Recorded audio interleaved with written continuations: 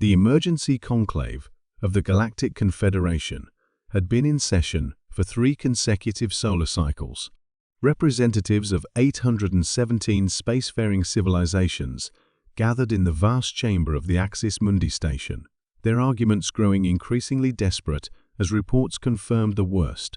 Earth's war fleet had broken through the Orc boundary and was proceeding toward them. Sagittarius Conflict Zone. "This is unprecedented," declared High Chancellor Vrex, his crystalline form pulsing with agitation. Humanity was explicitly warned. The quarantine protocols were clear. The Sagittarius situation is beyond their comprehension, beyond their capacity to contribute meaningfully. Ambassador Tal of the Arachnid Collective manipulated the central hologram to display the approaching human armada.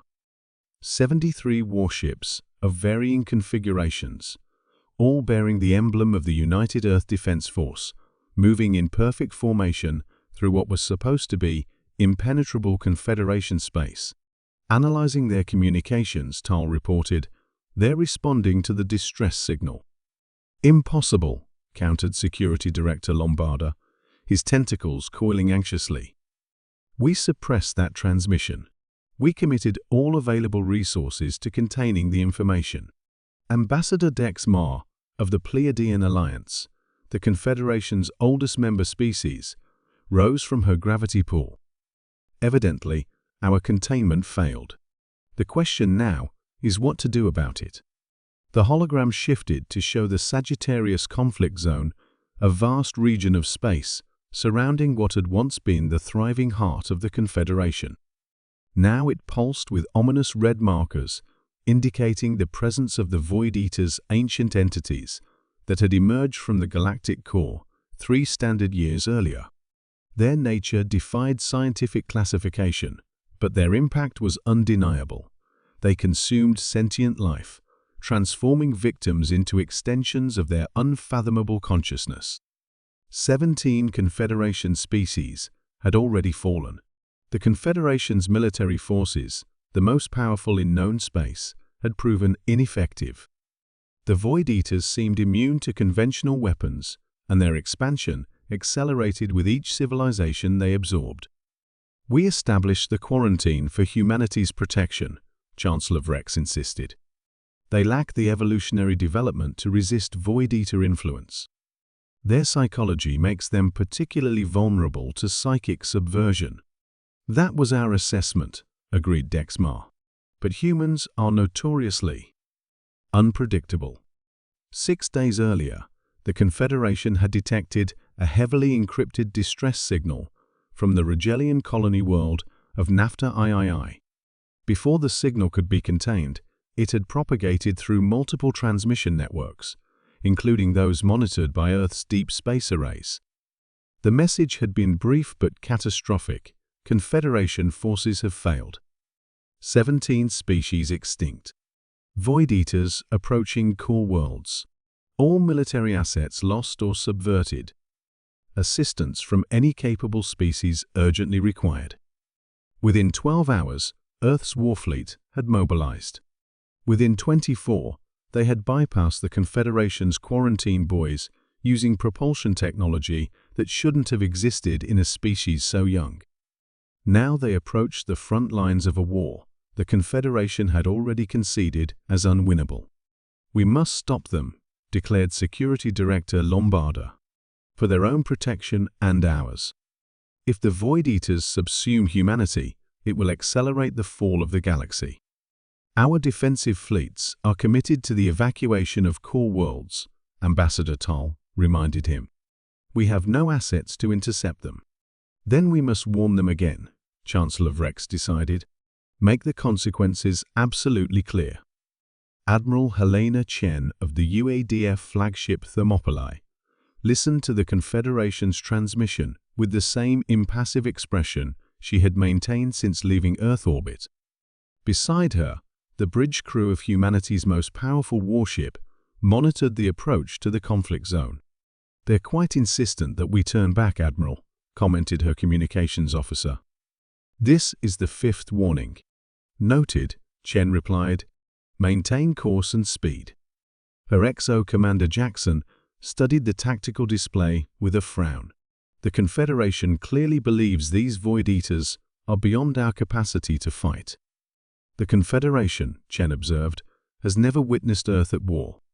The human fleet had been constructed in secret over decades, hidden from Confederation observation posts and survey ships. While publicly maintaining a minimal defense force of outdated vessels, Earth had built something entirely different beneath the surface of Mars and within the asteroid belt ships, designed not for the ceremonial conflicts that occasionally erupted between Confederation members, but for existential combat. Signal from the science vessel Cambridge, reported the communications officer.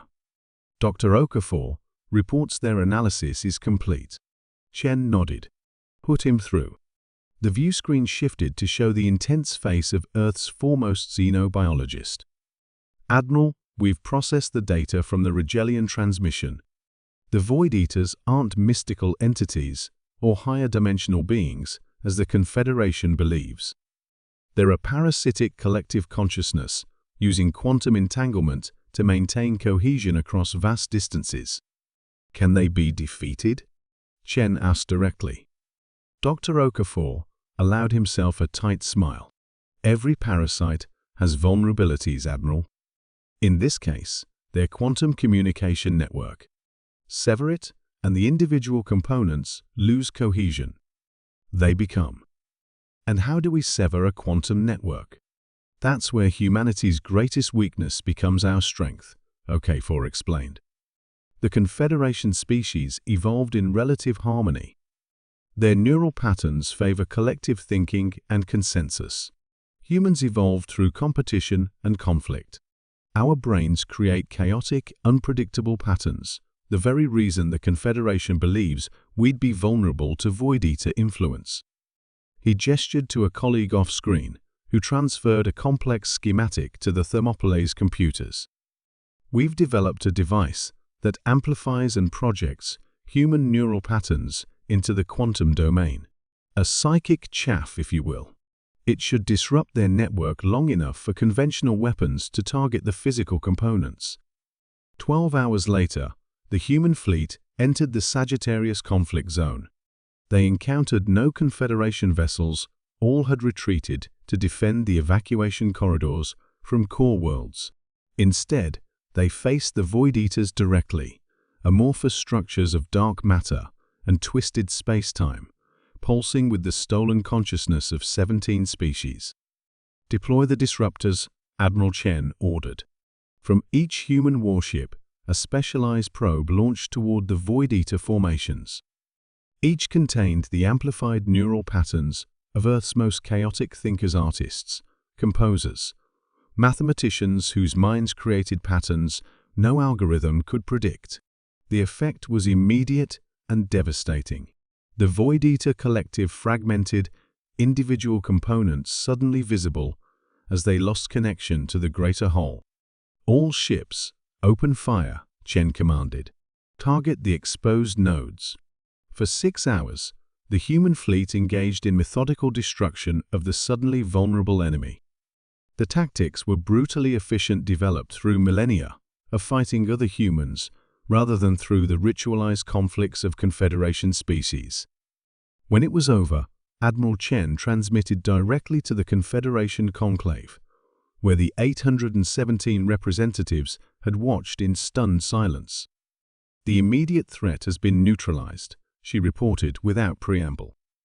Isolated components may remain. We'll continue operations until we're satisfied the danger is eliminated. Earth's warfleet will withdraw once security is established. Chancellor Vrex's crystalline form pulsed with conflicting emotions. We, the Confederation, extends its gratitude. We were mistaken about humanity's capacity. No, Chen corrected him, you were right. Humans are vulnerable to psychic influence precisely because our minds are chaotic and individualistic. But you didn't understand that the same vulnerability could be weaponized. Later, as the human fleet established a defensive perimeter around the reclaimed territories, Commander Jackson joined Admiral Chen on the observation deck. "The Confederation is already revising its quarantine protocols," he reported. "They're upgrading humanity's status considerably." Chen watched the stars with the same impassive expression she always maintained in her professional capacity. "They told us to stay out because they thought we needed protection," she observed. "They didn't realize that sometimes the most dangerous species is exactly what's needed when facing extinction."